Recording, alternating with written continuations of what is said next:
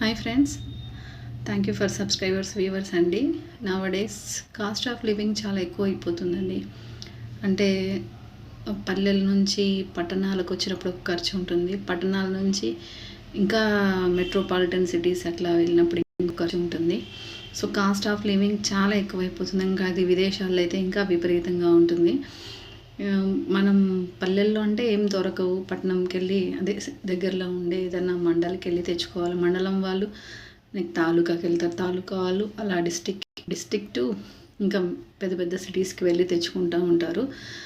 So cost of living ప్రతిదీ ఎక్కువనే సిటీస్లో. ఇక్కడ ఏముందండి, పల్లెటూరులో ఏం చెక్క మామయ్య చిన్నాయన అనుకొని ఇరుగు పొరుగు వాళ్ళు అక్కడే పల్లెల్లో ఉండేవాళ్ళు, వీళ్ళకి పండిన పంటలు వాళ్ళు, వాళ్ళకి పండిన పంటలు వీళ్ళు షేర్ చేసుకుంటూ ఉంటారు. ఈవెన్ ఒకరింట్లో ఫంక్షన్ జరిగినా అందరూ అటెండ్ అవ్వడం, మంచైనా చెడైనా కలిసి చేసుకోవడం ఇలాంటివి ఉంటాయి. అంతేకాకుండా పొలాల్లో నారు పోస్తారు, మిరప నారు అని, గోంగూర నారు ఇలాంటివి పోస్తూ ఉంటారు. అది పోసినప్పుడు ఈ పొలంలో పడినప్పుడు ఊరంతా పంచడం. అంటే ఊరు మీన్స్ ఒక 300 హౌసెస్ ఉంటాయి, లేదంటే 50 ఉంటాయి, కొన్ని చోట్ల 120 ఇలా ఉంటాయి. ఆ ఊరందరూ కలిసి సంబరం చేసుకుంటారు, జాతరలు చేసుకుంటారు, ఇలా చేసుకుంటూ ఉంటారు అన్నమాట.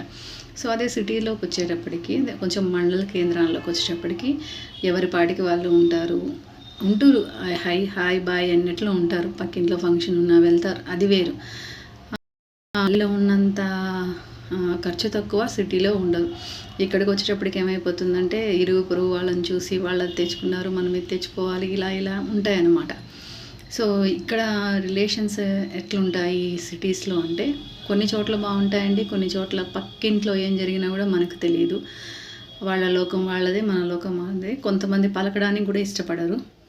కొన్ని చోట్ల మాత్రం బాగుంటారు. అపార్ట్మెంట్స్లో కానివ్వండి, అపార్ట్మెంట్స్లో టోటల్ అపార్ట్మెంట్స్లో ఉన్న వాళ్ళందరూ ఒక ఏదైనా ఫంక్షన్ వస్తే డ్రెస్ కోడ్ చేసుకోవడం కానీ, పార్టీస్ వస్తే సెలబ్రేట్ చేసుకోవడం, బర్త్డేస్ ఇవన్నీ ఉంటాయి. కొన్ని అపార్ట్మెంట్స్లో విరుద్ధంగా ఉంటుంది. పక్కింట్లో కనీసం వాళ్ళ ఇంటి పుల్ల వీళ్ళింటి మీద పడినా, వీళ్ళింటిది ఏదన్నా అక్కడ పడినా కూడా ఘోరమైన బీభత్సం చేసేస్తూ ఉంటారు. సో అలా ఉంటాయి.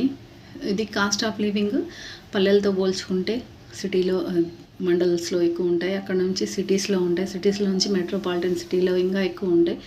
అక్కడి నుంచి మళ్ళీ వేరే అదర్ స్టేట్స్కి వెళ్ళినాము, అదర్ కంట్రీస్కి వెళ్తే ఇంకా ఎక్కువగా ఉంటాయండి. సో రాను రాను కాస్ట్ ఆఫ్ లివింగ్ చాలా పెరిగిపోతుంది. దీనికి కంట్రోల్ అంటే కంట్రోల్ ఏం లేదు. పాపులేషన్ పెరుగుతుంది, ప్రజల అభిరుచులు మారుతున్నాయి. పల్లెల్లో వాళ్ళు కూడా పట్టణంలోకి వచ్చేసి ఉంటున్నారు, పిల్లల చదువు కోసం కానివ్వండి, హెల్త్ కోసం కానివ్వండి, లేకపోతే టౌన్లో ఉంటే అన్ని వసతులు ఉంటాయి, అన్ని ఫెసిలిటీస్ ఉంటాయన్న ఒక రీజన్తో అంతా పల్లెలు వదిలేసి పట్టణాలకు వచ్చేసారు. ఇంటి రెంటు ఇవన్నీ పెరిగిపోతూ ఉన్నాయి చాలా. సో సిటీస్లో బ్రతకాలంటే కాస్ట్ ఆఫ్ లివింగ్ చాలా ఎక్కువగా ఉంది.